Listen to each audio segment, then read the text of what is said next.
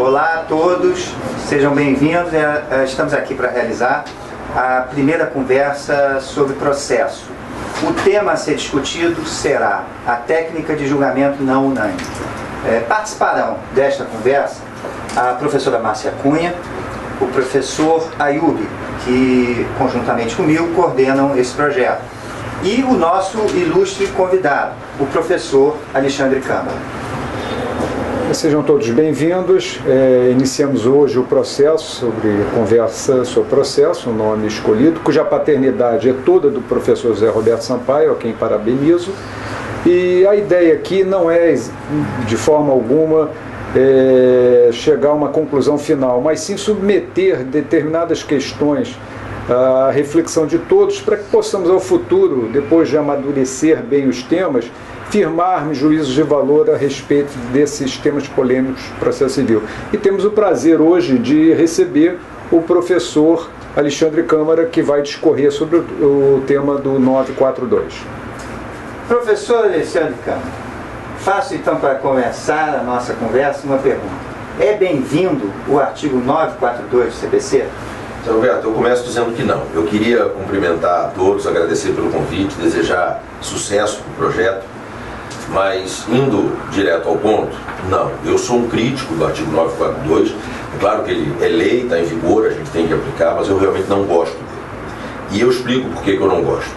Em primeiro lugar, acho que o fato de, num julgamento colegiado, haver um voto divergente não é justificativa para nada de diferente. Não há por que se admitir recurso. Eu era um crítico dos embargos infringentes. Não vejo por que admitir uma extensão do colegiado só porque houve um voto divergente. A meu sentir, se a maioria decidiu num determinado sentido, está decidido, o julgamento devia acabar naquele momento. Mas a minha crítica ainda vai além. Os nossos tribunais são tribunais muito diferentes, de portes muito diferentes. Quando a gente olha para um tribunal como o Tribunal de Justiça do Rio de Janeiro, o Tribunal de Justiça de São Paulo, que tem órgãos colegiados formados por 5 integrantes, aplicar o 942 é relativamente fácil. Quando a gente olha para tribunais de pequeno porte, isso cria transtornos praticamente insuperáveis. Se a gente olha, por exemplo, o Tribunal de Justiça do Amapá, que tem 9 desembargadores, 3 em funções administrativas, presidente, vice-presidente e corregedor, 6 exercendo função jurisdicional, 3 julgando processos civis e 3 julgando processos criminais, aplicar o 942 é um tremendo transtorno. Nós temos tribunais com turmas de 3 julgadores, que exigem invariavelmente a convocação de julgadores de outros órgãos. Isso pode, nos tribunais de pequeno porte, inviabilizar o próprio funcionamento do tribunal em algumas circunstâncias. Então, a meu sentir, o 942 é uma novidade ruim, ainda que ele produza, num caso ou no outro, resultados que podem parecer interessantes. Então, eu não acho que seja bem-vindo. Você acha que o fato de existir um problema estrutural em um tribunal, num país com a nossa dimensão, justificaria modificar um sistema que se aplica no país inteiro? Acho que sim. Nós vivemos num Estado que é federal, mas que tem legislação processual federal também. Tá? Se nós tivéssemos leis processuais estaduais, como acontece em algumas federações, como acontece na Argentina, como acontece nos Estados Unidos, cada estado poderia legislar levando em conta as características dos seus tribunais. Quando nós vivemos numa federação, com estados com estruturas tão diferentes, com tribunais de portes tão diferentes, mas a legislação processual é federal, ela não pode ser feita pensando no que nós temos a menos. E o que nós temos a menos é tribunal de grande porte. O que nós menos temos no Brasil é tribunal de grande porte. Rio, São Paulo, Paraná, Minas Gerais, Rio Grande do Sul são os tribunais de grande porte do Brasil. São 5. E nós temos 22 tribunais de médio e pequeno porte, pensando só nos tribunais de justiça. Essa técnica se aplica nos tribunais regionais federais, se aplica nos tribunais regionais do trabalho. E aí nós estamos falando de uma quantidade gigantesca de tribunais de pequeno porte. Mas esse problema já existia antes, porque antes da reforma, o CPC previa o recurso de embargos infringentes, que de todo modo levava para um novo julgamento com um colegiado ampliado. Então isso não é um problema novo, que justificaria... Sim, mas em primeiro lugar, os embargos infringentes tinham um cabimento muito restrito. né? Eles eram responsáveis por aproximadamente 1% dos julgamentos totais dos tribunais de segunda instância. Além disso, os embargos infringentes eram, nos tribunais de pequeno porte, levados normalmente ao pleno ou às câmaras reunidas. A técnica do 942 faz com que o julgamento tenha de prosseguir no mesmo órgão. E como agora ela é aplicada qualquer que seja a divergência, percentualmente aumenta muito o número de casos em que nós temos de usar isso. E isso ainda se estendeu para o agravo de instrumento, que nós não tínhamos embargos infringentes e temos a aplicação do 942 em certas hipóteses. Então, nós, na verdade, criamos dificuldades que antes nós não tínhamos. Eu volto a dizer, eu já era crítico dos embargos infringentes. Mas eu já acho que eles não deviam existir. A solução seria essa, radical, de eliminar essa sistemática? Não seria o caso, então, de readequá-la à dimensão do, a meu juízo, eliminar. Do cenário estrutural dos tribunais? A meu juízo, eliminar. O meu raciocínio é muito simples. O Brasil é o único país do mundo em que o fato de haver um voto vencido gera alguma consequência processual. Se nós somos o único do mundo, é só olhar em volta. Não é possível que o mundo inteiro esteja errado e nós estejamos certos. Professora Márcia Cunha, o que acham sobre esse assunto? Eu queria contribuir com a minha experiência na minha Câmara, que faz parte de um dos grandes tribunais do Rio de Janeiro, só que nós estamos com a Câmara há mais de um ano, com 4 membros só. Nós estamos tendo dificuldades enormes, exatamente isso que o professor Alexandre está falando. Nós estamos tendo dificuldades enormes para concluir o 942, porque nós precisamos, não raro, temos só 3, porque um está de férias, ou está de licença, ou não veio por algum motivo, e aí nós não temos o quórum para imediatamente fazer o julgamento. Não só imediatamente, como temos demorado muito, porque a convocação é muito complicada. E daí porque vem um retardamento na prestação. Exatamente. O nosso tabelar faz sessão no mesmo dia que a gente. Então nós temos que começar a buscar em outras câmaras tabelares. E às vezes nós precisamos de 2 tabelares para formar. Então eu acho, concordo plenamente com o que o professor Alexandre disse. Eu já não gostava também dos embargos infringentes, já achava que era um excesso, mas os embargos infringentes, ainda mais depois da reforma, passaram a ter uma aplicação muito menor, que era só quando se modificava a sentença. Hoje não importa qual é o resultado da maioria formada, da menor maioria formada, e nós estamos tendo problemas terríveis, a ponto de, há umas 2 ou 3 semanas atrás, nós tivemos uma sessão com mais de 100 processos, todos de 942, convocamos uma colega só, formamos os 5, porque estávamos os 4, tivemos que esperar a volta das férias de um, para poder chamar mais um só, e formamos os 5. Eram processos, para vocês terem uma ideia, eram processos que o julgamento muitas vezes tinha começado em julho do ano passado, e ninguém se lembrava mais de nada. Quem levantou a divergência, muitas vezes eu já não me lembrava qual era o fundamento da divergência, já tinha perdido o papel onde eu tinha anotado os fundamentos da minha divergência, então eu tive que ler o processo todo de novo para eu mesma me reconvencer da minha divergência, porque só tem a certidão de julgamento dizendo divergiu a desembargadora fulana de tal, divergiu. Então isto é um excesso de trabalho. Foi a pauta que mais me deu trabalho, porque eu tive que estudar todos os processos de novo e tentar buscar na minha memória por que eu tinha divergido.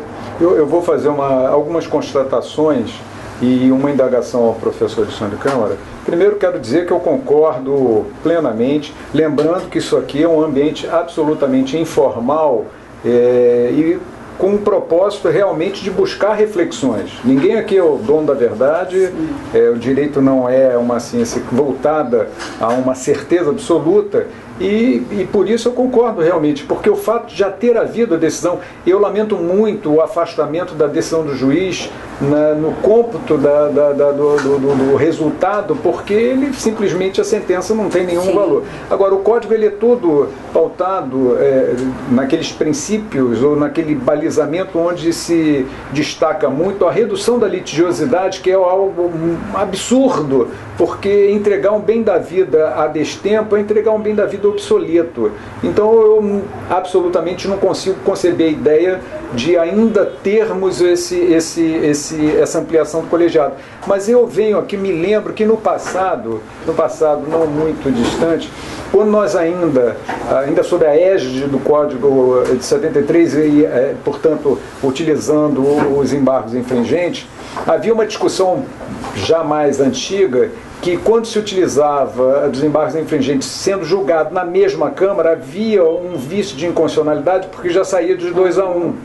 E nós adotamos, salvo engano, o modelo de São Paulo e o regimento interno foi alterado para remeter a outra Câmara porque não teria essa desigualdade na hora do início do julgamento. Mas eu queria, fazendo essas constatações e também fazendo eco ao que os professores pensam no sentido de não achar conveniente o 942 exatamente pelo aumento da litigiosidade e o aumento do número, porque agora, como disse a professora Márcia, o professor Alexandre também tocou no assunto, houve uma ampliação e haverá uma ampliação muito grande, porque não é mais só naquelas hipóteses de divergência. Sim. É em qualquer hipótese e também no agravo, na hipótese do julgamento de mérito. Embora haja uma interpretação restritiva disso que está prevalecendo em alguns tribunais. Inclusive aqui no TRF da 2ª Região. Que está apenas aceitando a aplicação do 942 nas hipóteses de reforma. Como era... mas aí já começa a criar mais dificuldade ainda e o direito começa a ficar mais complicado no seu... Porque um vai ter um entendimento, o outro vai ter outro entendimento, coisa tal, até que se firme a partir do momento em que os tribunais superiores se manifestem. Mas eu pergunto, pegando carona no que o professor Alexandre começou a falar, em razão da fala do professor Paulo, do mandato de segurança, na sua opinião, em razão do artigo 25 da Lei 12.016, que regula o mandato de segurança, onde não se admitia os embargos infringentes. E aqui, obviamente, nós vamos ter que enfrentar a questão da redação do artigo 1046, parágrafo 4º, que fala em correspondente.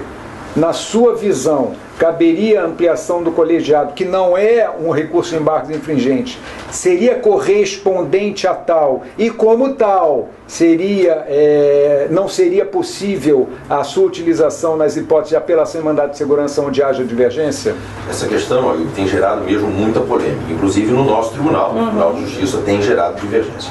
Eu tenho sustentado, exatamente por conta do 1046, parágrafo 4º, que não se aplica o 942 do CPC na apelação e mandado de segurança. O artigo 25 da Lei do Mandado de Segurança, e sem querer fazer aqui uma análise histórica das razões que levaram a isso, porque tem lá uma origem nisso, mas enfim, o 25 da Lei do Mandado de Segurança diz que não se utilizariam os embargos infringentes do processo do mandado de segurança. Então, do regime anterior, julgada a apelação e mandado de segurança, não cabiam embargos infringentes, qualquer que fosse o resultado. Como o novo Código eliminou o recurso de embargos infringentes, muita gente está dizendo que, então, o 25, pelo menos nessa parte, se tornou letra morta. Né? Eu não entendo assim. O 1046, parágrafo 4º do CPC, diz que as referências havidas em outras leis ao Código de Processo Civil revogado passam a ser interpretadas como se fizessem referência aos institutos correspondentes do novo CPC. Por isso eu usei o termo correspondente. A análise entender o que é o correspondente. Para mim, a correspondência não está ligada à natureza, mas à função. Sim. Então, por exemplo, se nós pensarmos na possibilidade de uma lei processual anterior ao Código fazer alusão à uniformização de jurisprudência, a meu sentir, hoje, isso deveria ser interpretado como se a alusão fosse a dois institutos. O incidente de assunção de competência e o incidente de resolução de demandas repetitivas. Porque estes dois institutos, ainda que nenhum dos dois seja o velho incidente de uniformização de jurisprudência, esses dois institutos exercem funções correspondentes às funções que eram antes do incidente de uniformização de jurisprudência. Então, na sua opinião, que não é diferente da minha, a correspondência referida no 1046, parágrafo 4º, não significa o mesmo que recurso, mas sim a sua finalidade. A função, a finalidade. E como a função da técnica de ampliação do colegiado é correspondente à função que antes se atribuía aos embargos infringentes, tanto que, segundo, e esse ponto é pacífico, segundo toda a doutrina, o 942 veio ocupar o lugar do que antes era ocupado pelos embargos infringentes. Meu amigo Fred Didier Júnior fala em embargos infringentes cover. Né? Então, como a função é a mesma, a meu juízo existe a correspondência. Se me permitir, acrescentando também a doutrina, porque isso vai ser muito debatido e já é muito divergente, alvo de muitas divergências no nosso tribunal. O professor Alexandre Câmara já colocou bem. A própria professora Tereza Rudalvin também, quando desenvolve o tema, a todo instante ela faz um link entre o 942 e os embargos infringentes. E o professor Marinoni fala do gene. O gene é o mesmo, porque a finalidade é a mesma. E não significa que a natureza jurídica seja a mesma, que não é o mesmo instituto, mas sim a mesma... Um é recurso e o outro não é, mas a finalidade é a mesma. Então eu acho que é um tema, professor, que merece realmente um amadurecimento muito maior, porque está havendo, como já dito aqui, uma divergência muito grande e vai ser objeto de muita discussão. Agora, no que diz respeito, só para finalizar, a sua utilização, que é um outro problema grande, a professora Márcia levantou bem, e o professor Alexandre, no que diz respeito aos tribunais menores, onde há necessidade de convocação, não é a experiência que eu tenho tido na minha Câmara, mas é uma situação excepcional. Sim, mas a sua Câmara tem vários elementos. É uma situação excepcional. Tem 8. Seis.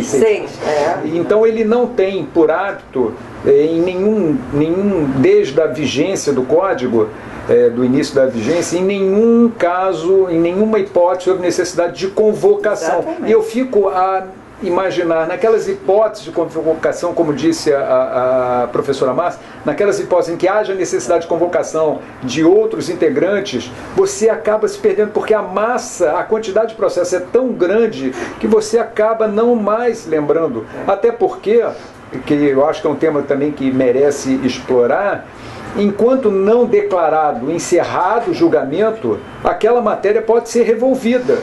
E pode ser revolvida sem que você se recorde com exatidão sobre o tema, pode dar margem a mais confusões ainda. Exatamente. Eu não sei se é meu DNA de advogado, pode ser, mas eu, com todo respeito à opinião dos amigos e colegas aqui presentes, eu tenho opinião divergente, não só em relação ao surgimento dessa nova técnica, como também em relação ao cabimento na hipótese de mandado de segurança.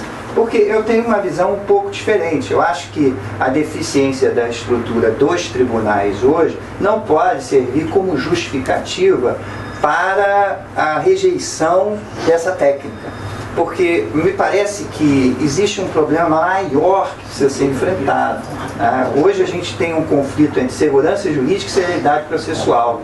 E isso tem gerado, isso eu digo por experiência própria, uma quantidade muito grande de ações rescisórias, que decorrem muitas delas de uma má apreciação do julgamento de uma causa. Tá? Então, quando vem um instituto como esse, uma técnica de julgamento que propicia um colegiado discutir com mais amplitude um tema, ou seja, em princípio uma decisão mais amadurecida, eu vejo com bons olhos. Então, professor Zé Roberto, eu vou só fazer eu queria depois fazer uma parte. Não, mas só para concluir. Não, mas é só uma parte que vem ao encontro do nosso desejo, que é submeter a uma reflexão para que todos nós e todos que nos ouvem agora formem um juízo de valor. Veja, nós aqui agora já divergimos. Faz parte do direito. Isso é saudável. O que eu acho isso? Por que eu acho isso? Porque eu acho que é mais importante você ter decisões de qualidade do que decisões rápidas. Porque a gente tem visto, e talvez vocês até sejam testemunha disso, a quantidade de processos visando revisar decisões judiciais. Aí começa a ter que surgir teorias como, por exemplo, a relatividade da coisa julgada, né, a inconstitucionalidade da coisa julgada, exatamente para que a gente possa encontrar um caminho para corrigir esses equívocos de julgamento que decorrem exatamente de um julgamento, muitas vezes feito de uma forma assodada. Em função, não estou aqui querendo fazer críticas aos tribunais, muito ao contrário. Acho que a atuação dos tribunais, com a estrutura que tem, é heróica. Mas a verdade é a seguinte: você tem uma técnica que é um meio termo entre os embargos infringentes e nada, que pode ser aperfeiçoada. Eu acho que aqui o caminho é o inverso. Ao invés de se querer extinguir a técnica, eu acho que tem que se aprimorá-la, de modo a adaptar à realidade nacional. E mais do que isso, os tribunais também podem encontrar soluções estruturais que, de algum modo, deem solução para esse problema, principalmente os tribunais maiores, que têm maior carga de trabalho. Então, por que isso é importante para responder a segunda pergunta, que diz respeito ao cabimento da técnica no julgamento de mandado de segurança? Que eu recordo, eu vou mais no passado. Qual foi a razão da jurisprudência? Porque isso é uma criação jurisprudencial, não estava na lei. Entender que não cabiam embargos infringentes em mandado de segurança. Porque o STJ passou a entender que não se aplicava subsidiariamente o CPC, a lei do mandado de segurança. O que causava perplexidade. Eu me lembro de um voto até do ministro Eduardo Ribeiro, em que ele dizia o seguinte: se não se aplica o CPC, como é que se regula a distribuição, a citação, a prova?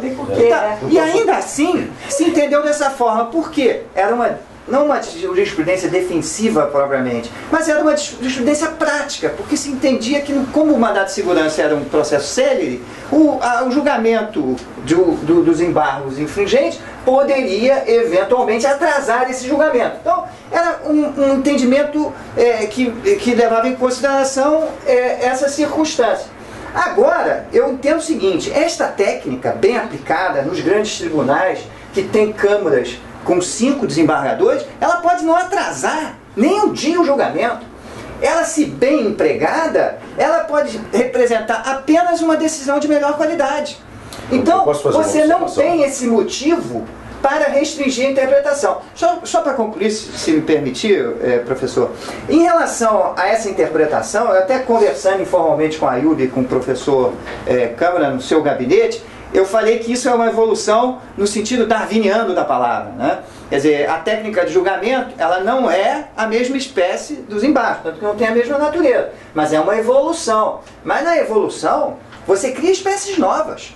Tá? Não necessariamente essa técnica bem empregada, ela significa um correspondente aos embargos infringentes. Mesmo porque a finalidade, tudo começou lá com essa jurisprudência defensiva, cujos motivos hoje podem não estar presentes nessa nova realidade dessa técnica de julgamento. Quer dizer, essa é a posição de uma pessoa com DNA de advogado. Bom, então só para eu, rapidamente aqui, porque eu também tenho DNA de advogado, já que eu sou do 5º Constitucional. Em primeiro lugar, me parece que esse é o DNA do advogado que perdeu a causa. O DNA do advogado que ganhou de 2-1 vai pensar diferente. Ele já ganhou de 2-1. Para que prosseguir com o julgamento? Segundo lugar, o fato de ter mais julgadores integrando o órgão julgador não é garantia de qualidade. Se fosse, todas as causas seriam de competência originária do Pleno. E aqui no Rio nós teríamos 180 julgando. Isso não é garantia de qualidade. O mero fato do 2º grau ser feito ordinariamente por um órgão colegiado não quer dizer absolutamente nada. Ninguém tem como garantir que a decisão colegiada de 2º grau é qualitativamente melhor do que a decisão singular do juiz de 1º grau. Isso não existe garantia disso. Basta a gente pensar num grande número de casos em que o STJ reforma a decisão do Tribunal de 2º grau para restaurar a decisão do juiz de 1º grau. O que mostra, ou pelo menos indica, que naquele caso a decisão do juiz de 1º grau foi melhor que a do 2º grau. Uma outra questão, já que você falou da evolução no sentido darwiniano, o próprio Darwin dizia que nem sempre a espécie que resulta da evolução é melhor do que a anterior. Ela pode não ser capaz de sobreviver, enquanto a anterior sobreviveu tanto que gerou uma nova espécie. Então, a evolução no sentido darwiniano está presente, mas isso não é garantia de melhoria. Uma outra coisa, e eu estou tentando ser rápido para a gente não se prender muito a esse assunto, mas uma outra coisa é que não me parece que a gente esteja falando de deficiências estruturais dos tribunais. Os tribunais de pequeno porte são de pequeno porte porque tem de ser de pequeno porte. O estado de Roraima tem 250 mil habitantes, não há por que o tribunal de Roraima ser maior do que é. E aí, por causa da criação de uma nova técnica, se cria uma dificuldade para aquele tribunal que ele não teria e não deveria ter. Não tem por que a gente aumentar a estrutura do Tribunal de Roraima por causa de um artigo do Código de Processo Civil. Mas a lei tinha de ser feita pensando no Tribunal de Roraima, pensando no Tribunal de Sergipe, pensando no Tribunal Regional Federal da 5ª Região, e não pensando no Tribunal de Justiça de São Paulo. Até porque isso acontece no Rio, como eu acabei de narrar. Claro. E uma outra coisa é que você falou da discussão lá sobre o não cabimento de embargos infringentes no mandado de segurança. Eu também sou um grande crítico do artigo 25 da Lei do Mandado de Segurança. Para mim, aquele artigo não devia existir. Você falou que isso teve origem no STJ, eu vou pedir vênia. Isso teve origem no Supremo Tribunal Federal. Há votos do ministro Aliomar Balieiro criticando o entendimento de não cabimento de embargos infringentes em mandado de segurança e de não cabimento de condenação em honorários em mandado de segurança, que é o que vai gerar depois o artigo 25, porque quando saiu a Lei 1533 de 51, surgiu essa discussão sobre a aplicação subsidiária ou não do CPC ao mandado de segurança.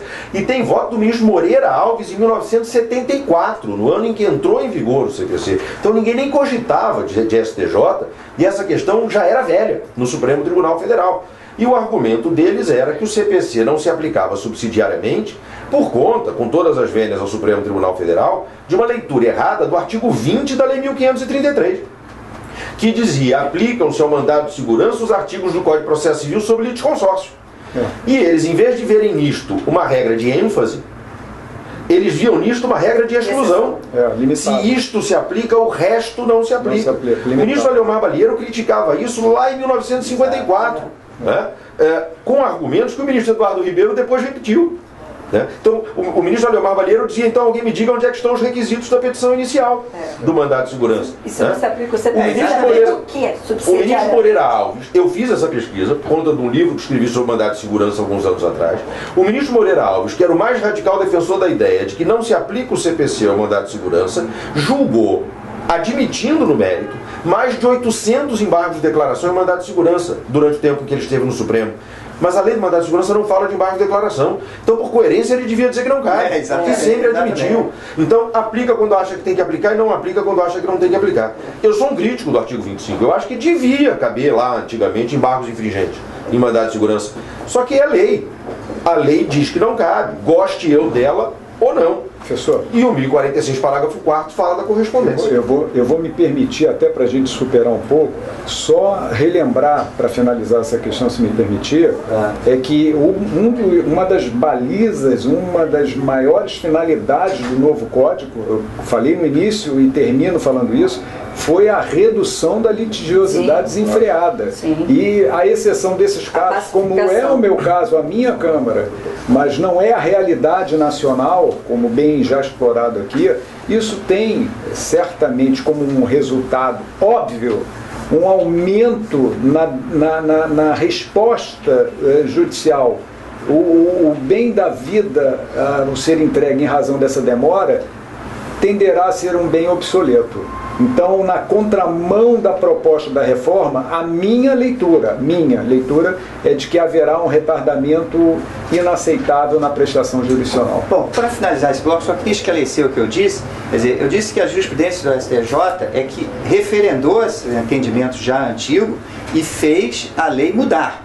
Porque o STJ, ao assumir essa competência infraconstitucional, podia ter mudado esse entendimento, e não mudou, manteve, e daí houve alteração legislativa. Daí a menção ao STJ, não como o STJ tivesse sido o criador disso, porque realmente essa questão é muito mais antiga. Então vamos encerrar o bloco, e daqui a pouco a gente volta com o segundo bloco.